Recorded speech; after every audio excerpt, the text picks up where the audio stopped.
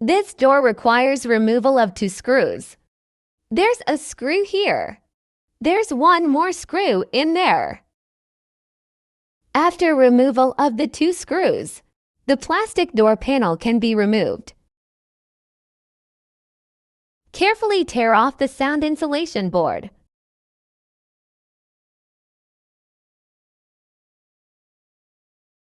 Removing lift glass rail.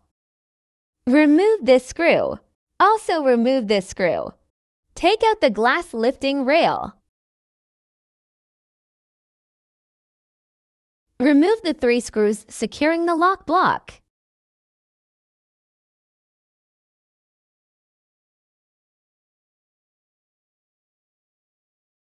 Place the electric section lock between the door and the original lock block.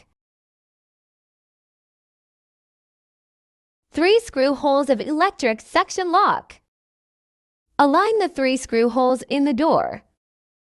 Then overlap the original car lock block on the electric section lock. Finally, use special screws to fix the electric section lock and the original car lock block. Do not use the original screws to fix. Special screws to fix the electric section lock and the original car lock block. The motor is fixed in this position. Fix the bracket with screws.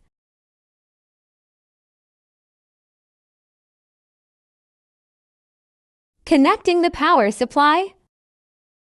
Locate the power safe under the steering wheel.